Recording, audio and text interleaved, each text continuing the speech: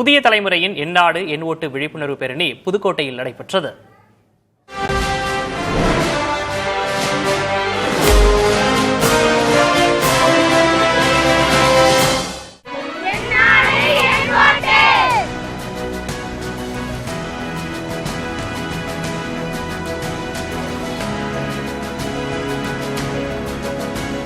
புதிய தலைமுறையின் ஜனநாயக திருவிழா சிறப்பு பேருந்து தமிழ்நாடு முழுவதும் பயணித்து வருகிறது. அதன் ஒரு பகுதியாக புதுக்கோட்டை மாவட்டம் கைக்குறிச்சி ஸ்ரீ பாரதி கலை மற்றும் அறிவியல் கல்லூரி மாணாக்கர் பங்கேற்ற பேரணியை மாவட்ட வருவாய் அலுவலர் குழந்தைசாமி தொடங்கி வைத்தார்.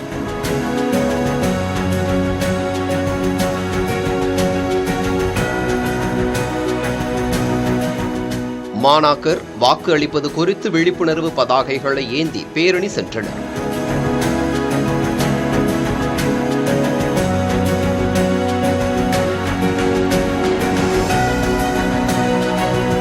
புதுக்கோட்டை அறந்தாங்கி சாலையில் நடைபெற்ற இந்த பேரணியில் 2000க்கும் மேற்பட்ட மாணவிகள் பங்கேற்றனர்.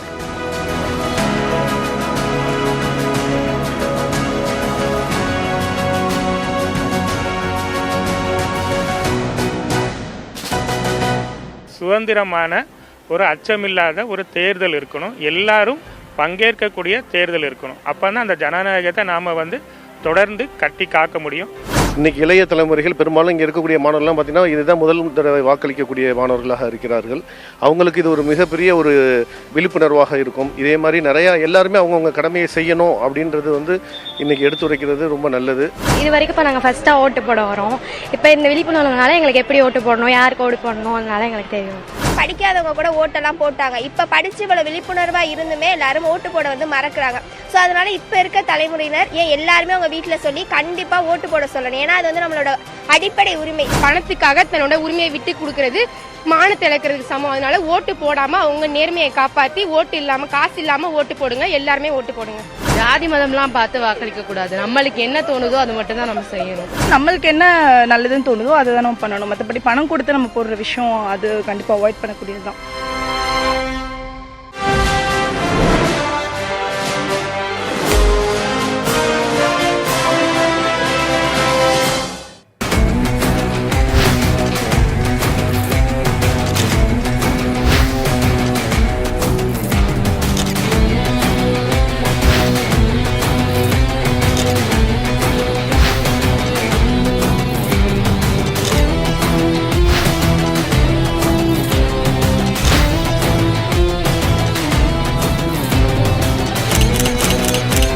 சட்டமன்றத்திலயும் பாராளுமன்றத்திலயும் பெண்களுக்கு 33% என்றது பாஸ் பண்ணிட்டாங்க. பாஜக அதை இம்ப்ளிமெண்ட் பண்ணல.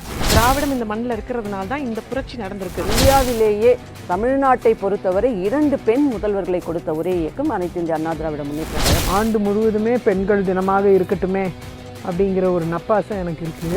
50% பேரளவுக்காவது பெண்களை கொண்டு வந்திருக்கீங்க. நிஜமாவே பெரிய சல்யூட். ஆனா 2ஆம் கட்ட தலைவர்கள்ல திருமிகு சீமானுக்கு அடுத்து பெண் தலைவரா ஒருத்தர் சொல்லுங்க பாப்போம். சொல்லிட்டு அவர்களுக்கு ஏன் துணை முதலமைச்சர் கொடுக்கல? ஆனா தாவேக்காரன் தெரியுமா, அவங்க வந்தாங்கன்னா ரேஷன் கடையில பெண் இடையாளர் ஆண் இடையாளர். ஆமா, இன்னைக்கு கூட அவங்க ஏன் வரல அப்படின்னு நினைக்கிறேன்னா நம்ம சொல்லியிருக்கணும். பெண்கள் வரும்போது பெண் நெறியாளர் தான் உட்காந்துருப்போம் அப்படிங்கறத நம்ம சொல்லியிருந்தோம்னா மேபி வந்திருப்பாங்களா.